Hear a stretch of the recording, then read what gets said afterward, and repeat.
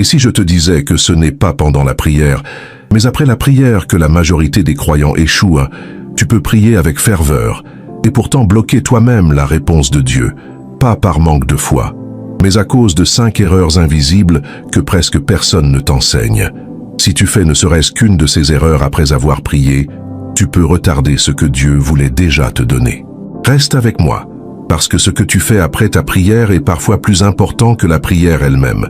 Combien de fois avez-vous prié avec ferveur pour ensuite détruire tout par une seule erreur? Mes chers amis, ce que nous faisons après la prière est aussi crucial que la prière elle-même. Mes bien-aimés frères et sœurs dans la foi, permettez-moi de vous poser une question qui devrait troubler nos cœurs ce jour. Quand vous vous levez de vos genoux, quand vos lèvres ont fini de murmurer les dernières paroles de votre prière, que faites-vous ensuite? Cette question n'est pas anodine, car voyez-vous, notre vie de prière ne se termine pas au moment où nous disons « Amen ». Non, elle se poursuit dans nos actions, dans nos pensées, dans notre manière de marcher dans ce monde. Le grand prédicateur Charles Spurgeon disait avec une sagesse profonde que la prière sans la foi qui suit est comme une fleur coupée qui ne peut porter de fruits. Ces paroles résonnent avec une vérité puissante dans nos vies aujourd'hui. Combien parmi nous ont prié avec sincérité, ont versé leur cœur devant le Seigneur pour ensuite agir d'une manière qui contredit complètement ce qu'ils viennent de demander. C'est une tragédie spirituelle que nous devons examiner avec honnêteté. Nous vivons à une époque où la prière est souvent réduite à un rituel, à des mots prononcés par habitude, sans que notre vie ne change réellement. Mais la parole de Dieu nous enseigne quelque chose de radicalement différent. Jacques nous dit dans son épître, au chapitre 1er, verset 6, « Mais qu'il la demande avec foi, sans douter, car celui qui doute est semblable au flot de la mer, agité par le vent et poussé de côté et d'autre. » Voyez-vous la gravité de ces paroles? Notre manière d'agir après avoir prié révèle si notre prière était authentique ou simplement des paroles vides. Aujourd'hui, je désire partager avec vous 5 erreurs fatales que nous commettons après avoir prié. Ces erreurs peuvent anéantir l'efficacité de nos prières et nous éloigner des bénédictions que Dieu désire déverser sur nos vies. Ce n'est pas une condamnation, mes amis, mais un appel à l'examen de conscience, un appel à la transformation authentique de notre vie de prière. Spurgeon nous rappelait constamment que la cohérence entre nos prières et nos actions est le témoignage de notre foi véritable. Il disait que celui qui prie pour la patience et se met immédiatement en colère n'a pas vraiment prié, il a simplement récité des mots. Cette vérité doit nous secouer, nous réveiller de notre sommeil spirituel. Car trop souvent, nous sommes comme des acteurs qui jouent un rôle pendant la prière, pour ensuite retourner à notre véritable nature dès que nous quittons notre chambre de prière. La première réalité que nous devons comprendre est que Dieu ne se contente pas d'écouter nos paroles. Il observe nos vies. Il voit comment nous marchons après avoir prié.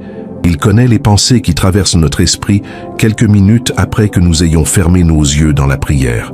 Rien n'est caché devant lui. Hébreux chapitre 4, verset 13 nous le confirme. Nulle créature n'est cachée devant lui, mais tout est nu et découvert aux yeux de celui à qui nous devons rendre compte. Cette vérité devrait transformer notre approche de la prière et de ce qui suit. Pensez à Abraham, cet homme de foi extraordinaire.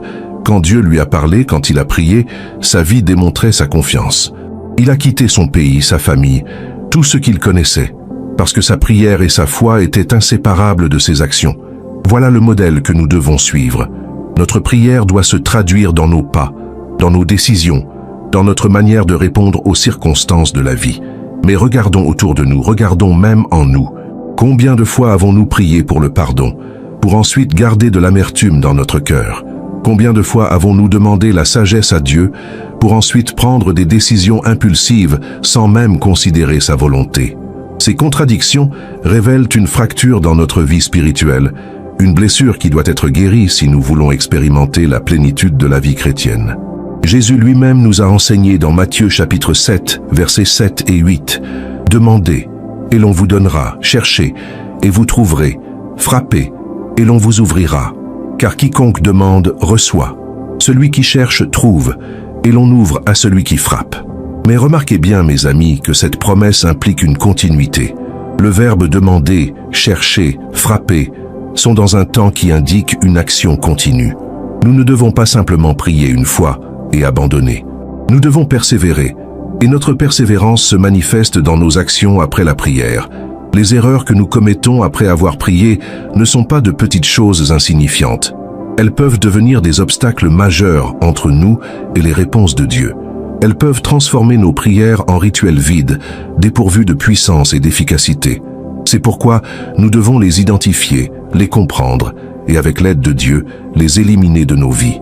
Si vous souhaitez approfondir votre intimité avec Dieu et développer une vie de prière plus authentique et puissante, je vous invite à découvrir notre ressource 21 jours pour restaurer votre intimité avec Dieu. Vous trouverez le lien dans le premier commentaire fixé sous cette vidéo. C'est un outil pratique qui vous accompagnera dans votre cheminement spirituel. Et si ce message touche votre cœur, n'hésitez pas à vous abonner à cette chaîne pour recevoir davantage d'enseignements qui nourriront votre foi. Préparons maintenant nos cœurs à recevoir cette parole avec humilité et ouverture, car ce que nous allons découvrir ensemble pourrait bien transformer radicalement notre vie de prière et notre marche avec Dieu.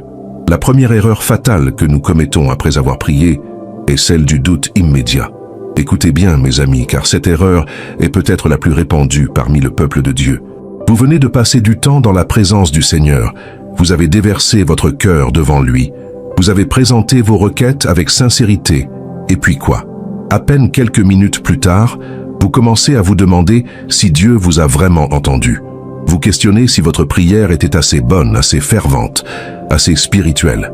Cette attitude révèle un manque de compréhension fondamentale de la nature de Dieu et de sa fidélité. Quand nous doutons immédiatement après avoir prié, nous insultons en quelque sorte la bonté et la fidélité de notre Père céleste.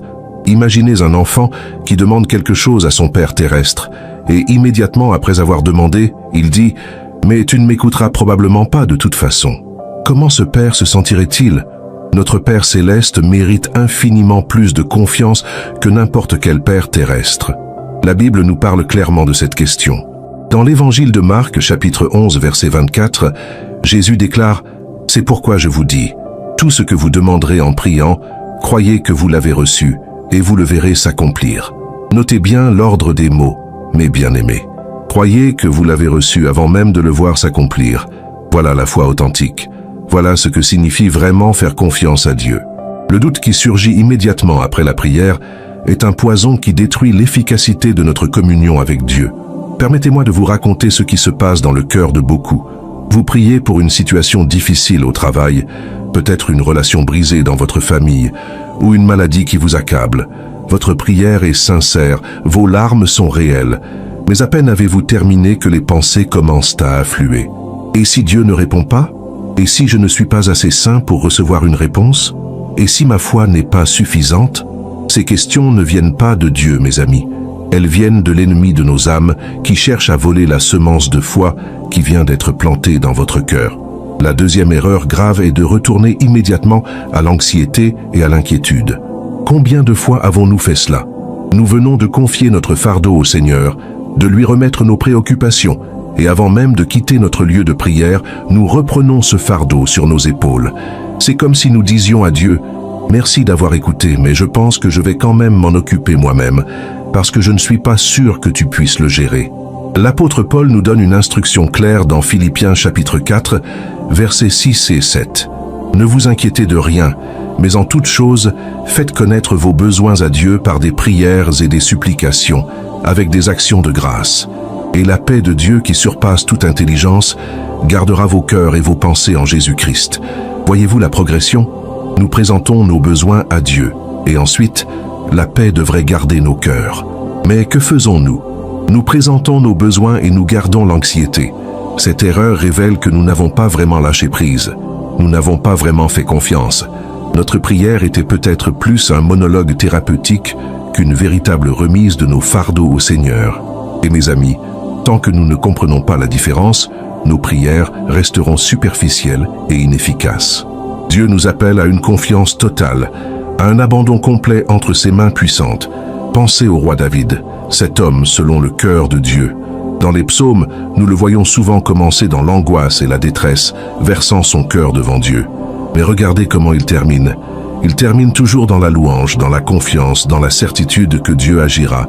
Le psaume 37, verset 5, nous exhorte. « Recommande ton sort à l'Éternel, mets en lui ta confiance et il agira. Recommander son sort signifie le rouler complètement sur Dieu, s'en débarrasser totalement, ne plus le porter. La troisième erreur destructrice est de continuer à agir selon nos propres plans, sans attendre la direction de Dieu. Ah, combien cette erreur est commune dans nos vies.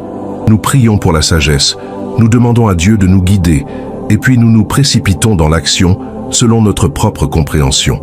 Nous ne prenons pas le temps d'écouter, de discerner, d'attendre que Dieu nous montre le chemin.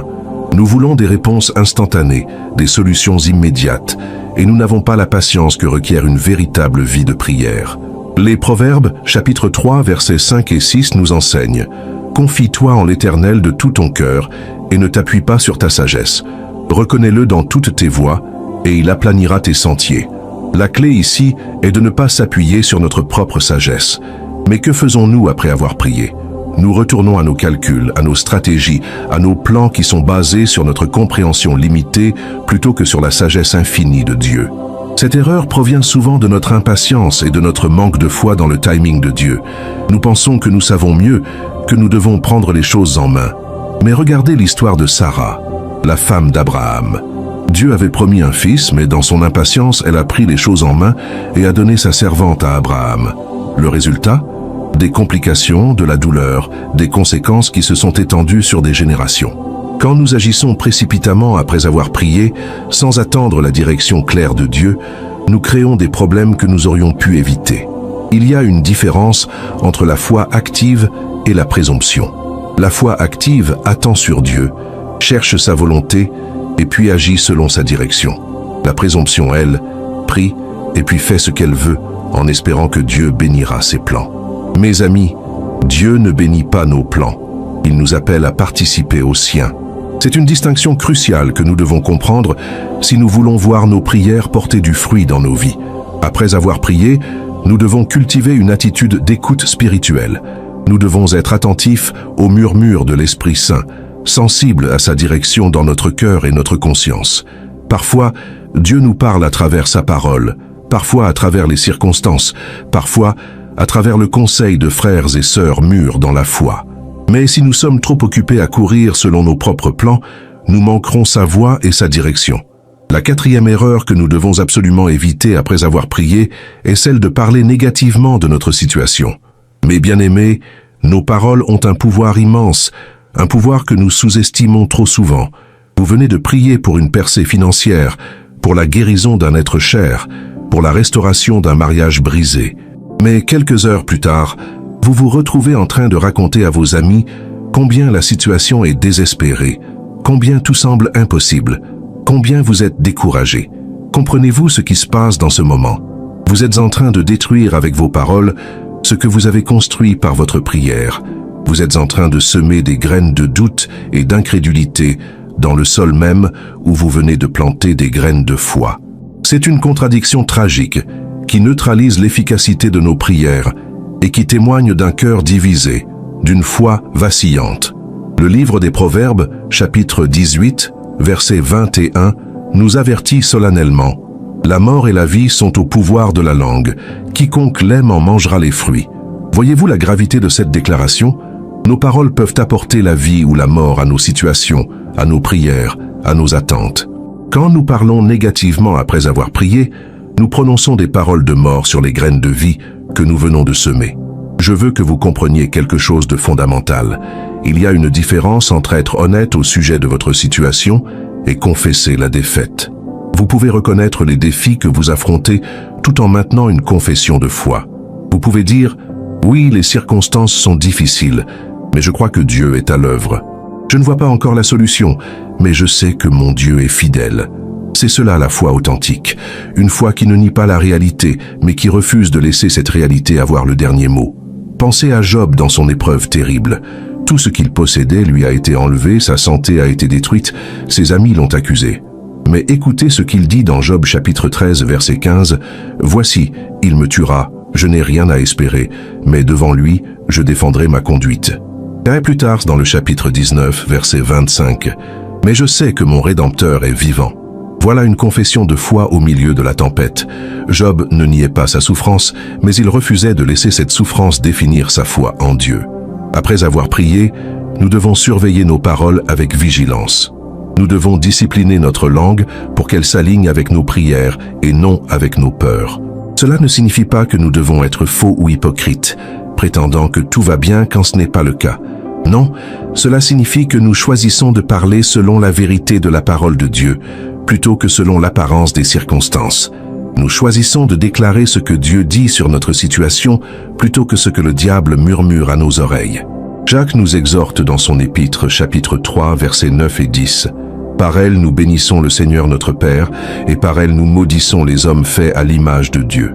De la même bouche sortent la bénédiction et la malédiction. Il ne faut pas, mes frères, qu'il en soit ainsi. Si nous utilisons notre bouche pour prier et ensuite pour nous plaindre, pour douter, pour parler négativement, nous sommes exactement comme la personne que Jacques décrit. Nous devons choisir la cohérence, l'intégrité dans notre manière de parler. La cinquième et dernière erreur, et elle est peut-être la plus subtile, c'est d'oublier rapidement ce pourquoi nous avons prié. Combien de fois avons-nous prié pour quelque chose? Et puis les jours passent, les semaines passent, et nous avons complètement oublié notre requête. Nous ne surveillons plus, nous ne restons plus vigilants, nous n'anticipons plus la réponse de Dieu. Cette négligence révèle que notre prière n'était pas vraiment importante pour nous, ou que nous n'avons jamais vraiment cru que Dieu répondrait. Quand vous priez avec foi, quand vous présentez vos requêtes à Dieu avec un cœur sincère, vous devriez rester attentif, vigilant, anticipant sa réponse. Vous devriez être comme le serviteur d'Élie sur le mont Carmel, regardant constamment l'horizon pour le signe de la pluie promise. Vous vous souvenez de cette histoire? Élie avait prié pour la pluie après 3 ans de sécheresse. Il a envoyé son serviteur regarder vers la mer. Le serviteur est revenu en disant qu'il n'y avait rien. Élie lui a dit de retourner 7 fois. Et à la 7e fois, le serviteur a vu un petit nuage s'élever de la mer. Cette histoire nous enseigne quelque chose de crucial. Élie n'a pas prié et puis oublié. Il est resté vigilant, expectant, croyant que Dieu répondrait. Et quand le premier petit signe est apparu, il l'a reconnu et a agi en conséquence. C'est ainsi que nous devons être après avoir prié. Nous devons rester alertes, attentifs aux signes que Dieu nous envoie, reconnaissants pour les petits commencements qui annoncent de grandes réponses. Dans l'évangile de Luc, chapitre 18, Jésus raconte la parabole de la veuve persévérante qui ne cessait d'aller vers le juge pour obtenir justice. Le message est clair. Nous devons persévérer dans nos prières, ne pas les oublier, continuer à croire, continuer à attendre. Jésus termine cette parabole par une question pénétrante. Mais quand le Fils de l'homme viendra, trouvera-t-il la foi sur la terre? Il pose cette question précisément dans le contexte de la prière persévérante. Maintiendrons-nous notre foi jusqu'à ce que la réponse vienne? L'oubli de nos prières peut aussi nous faire manquer les réponses de Dieu quand elles arrivent. Parfois, Dieu répond d'une manière différente de ce que nous attendions, ou à un moment différent de ce que nous espérions. Si nous avons oublié notre prière, nous pourrions ne pas reconnaître sa réponse. Nous pourrions passer à côté de la bénédiction que Dieu nous envoie simplement parce que notre attention s'est déplacée ailleurs. Permettez-moi de vous encourager à tenir un journal de prière. Écrivez vos requêtes, datez-les, et puis notez comment et quand Dieu répond. Cela vous aidera à rester vigilant, à ne pas oublier, et cela construira aussi votre foi lorsque vous regarderez en arrière et verrez toutes les fois où Dieu est intervenu fidèlement dans votre vie. C'est un témoignage puissant de sa bonté et de sa fidélité. Mes amis, ces 5 erreurs sont des pièges dans lesquels nous tombons trop facilement. Le doute immédiat, le retour à l'anxiété, l'action précipitée selon nos propres plans, les paroles négatives et l'oubli de nos prières. Chacune de ces erreurs a le pouvoir de neutraliser nos prières et de nous priver des bénédictions que Dieu désire nous accorder. Mais la bonne nouvelle, c'est que maintenant que nous les connaissons, nous pouvons les éviter. Nous pouvons choisir un chemin différent, un chemin de foi authentique et persévérante. Maintenant que nous avons identifié ces 5 erreurs fatales, la question qui se pose naturellement est la suivante. Comment pouvons-nous les éviter? Comment pouvons-nous construire une vie de prière qui soit cohérente, puissante et efficace? Mes bien-aimés, la transformation ne vient pas simplement de la connaissance. Elle vient de l'application intentionnelle de cette connaissance dans notre vie quotidienne. La première chose que nous devons comprendre, c'est que la prière n'est pas un événement isolé dans notre journée. C'est le commencement d'une posture spirituelle qui doit se maintenir tout au long de notre marche. Quand nous prions le matin, nous ne terminons pas notre communion avec Dieu en disant « Amen ». Non, nous entrons dans une journée en sa présence, conscient qu'il marche avec nous, qu'il voit tout, qu'il entend tout et qu'il œuvre en notre faveur. L'apôtre Paul nous exhorte dans sa première lettre aux Thessaloniciens, chapitre 5, verset 17, « Priez sans cesse ». Qu'est-ce que cela signifie? Cela ne veut pas dire que nous devons être constamment à genoux, les yeux fermés, murmurant des prières. Non, cela signifie que nous devons maintenir une attitude de prière, une conscience constante de la présence de Dieu, une communion ininterrompue avec lui dans notre esprit. C'est dans cette atmosphère de prière continuelle que nous pouvons éviter les erreurs dont nous avons parlé. Pour éviter le doute immédiat après la prière, nous devons ancrer notre foi dans les promesses immuables de Dieu. Ce ne sont pas nos sentiments qui déterminent si Dieu nous a entendus ou non. C'est sa parole qui le déclare. Dans la première épître de Jean chapitre 5, versets 14 et 15, nous lisons « Nous avons auprès de lui cette assurance, que si nous demandons quelque chose selon sa volonté, il nous écoute. Et si nous savons qu'il nous écoute, quelque chose que nous demandions, nous savons que nous possédons la chose que nous lui avons demandée. » Voyez-vous la certitude dans ces paroles? Si nous prions selon sa volonté, nous pouvons avoir l'assurance absolue qu'il nous a entendus. Et si nous savons qu'il nous a entendus, alors nous pouvons être certains que nous avons ce que nous avons demandé. Ce n'est pas de la présomption, c'est de la foi biblique. Après avoir prié, au lieu de douter, nous devons nous rappeler cette promesse. Nous devons la méditer, la confesser, la laisser fortifier notre foi contre les assauts du doute. Pour combattre le retour à l'anxiété, nous devons apprendre l'art de la gratitude préventive. Qu'est-ce que je veux dire par là? Je veux dire que nous devons commencer à remercier Dieu pour sa réponse avant même de la voir se manifester. C'est cela la foi qui plaît à Dieu. Dans le livre de Daniel, nous voyons un exemple magnifique de cette attitude. Daniel priait 3 fois par jour, rendant grâce devant son Dieu même au milieu de circonstances dangereuses qui menaçaient sa vie. La reconnaissance agit comme un antidote puissant contre l'anxiété. Quand vous vous surprenez à retomber dans l'inquiétude après avoir prié, arrêtez-vous immédiatement et commencez à énumérer les raisons pour lesquelles vous pouvez faire confiance à Dieu. Rappelez-vous ses interventions passées dans votre vie. Méditez sur sa fidélité à travers les générations.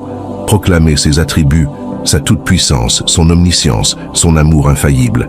Cette discipline mentale et spirituelle transformera votre atmosphère intérieure. Concernant l'erreur d'agir précipitamment selon nos propres plans, nous devons développer la patience spirituelle. C'est une vertu qui semble avoir disparu de notre génération moderne. Nous voulons tout immédiatement, instantanément. Mais le royaume de Dieu fonctionne souvent selon un timing différent du nôtre. Dans le psaume 27, verset 14, David nous conseille « Espère en l'Éternel, fortifie-toi et que ton cœur s'affermisse. Espère en l'Éternel. » Notez la répétition « Espère, fortifie-toi, espère encore. » L'attente dans la foi n'est pas passive, elle est active. Pendant que nous attendons la direction de Dieu, nous nous fortifions dans sa parole, nous maintenons notre communion avec lui, nous restons sensibles à sa voix. Et quand il parle, quand il donne la direction claire, alors nous agissons avec courage et détermination. Mais nous n'agissons pas avant d'avoir cette clarté divine, peu importe la pression que nous ressentons de notre entourage ou de nos circonstances. Il existe des moyens pratiques de discerner la volonté de Dieu après avoir prié. Premièrement, sa direction ne contredira jamais sa parole écrite. Si une idée ou une action viole les principes bibliques, ce n'est pas de Dieu, peu importe combien cela peut sembler logique ou attrayant. Deuxièmement, le Saint-Esprit confirme généralement sa direction par une paix intérieure profonde, même au milieu de circonstances difficiles. Troisièmement, Dieu utilise souvent le conseil de croyants mûrs et sages pour confirmer sa volonté. Pour ce qui est de surveiller nos paroles après la prière, nous devons faire un effort conscient et délibéré. Avant de parler de votre situation, demandez-vous, ces paroles sont-elles en accord avec ma prière? Est-ce que je suis en train de confesser la foi ou la peur? Est-ce que je parle selon la vérité de Dieu ou selon l'apparence des circonstances? Cette vigilance demande de l'intentionnalité, mais elle produit des résultats puissants dans notre vie spirituelle.